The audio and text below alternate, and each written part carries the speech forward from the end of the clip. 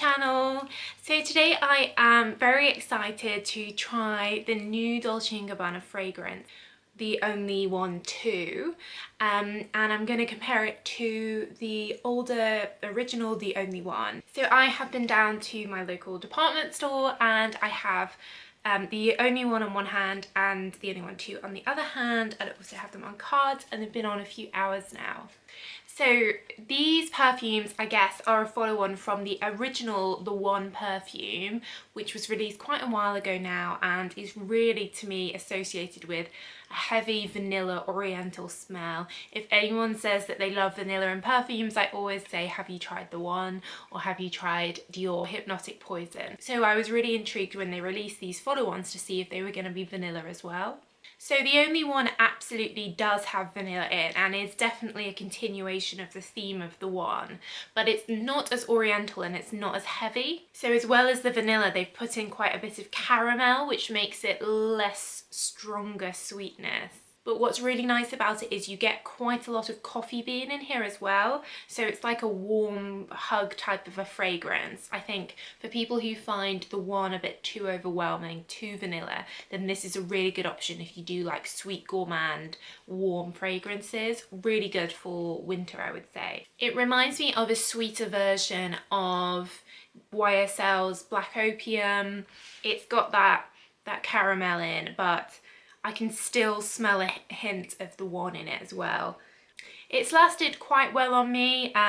You can definitely still get the vanilla. In the dry down, it does feel very caramel vanilla. The top notes that are in here, I think it's pear and maybe some citrusy notes that you do get when you first spray it. They disappear very quickly. So this ends up being fundamentally a caramelly coffee bean type smell in the dry down. So the Only One 2, which is the new release, is definitely a lighter, fresher version. So I would think that this would be good for summer, whereas the Only One original would be good for winter. I think as a result, it's probably not quite as strong, which perhaps is what you want during the summer, spring, summer, and perhaps why they've released it now in March, February, March time for spring. So the main notes here are red berries, blackberries, fruits of the forest.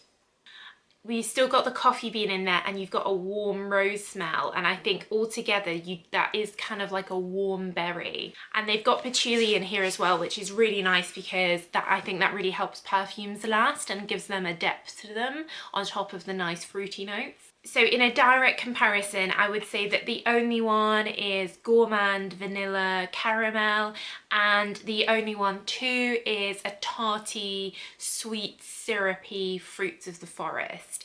And I guess that's why it's quite a red bottle as well. My personal favourite is probably the Only One 2, just because I like fruity fragrances. If you don't, then you'd probably prefer the more vanilla of the Only One.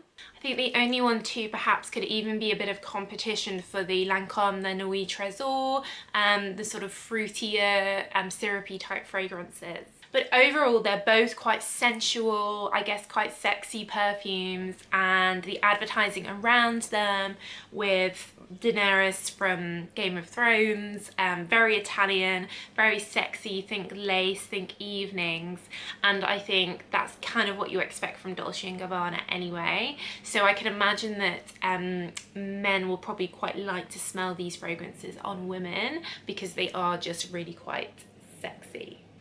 So let me know if you've tried these and what you think of them. I'd love to know your thoughts. And I will leave my review of Dolce & Gabbana The One in the link down below, so do check it out if you've not seen that one yet.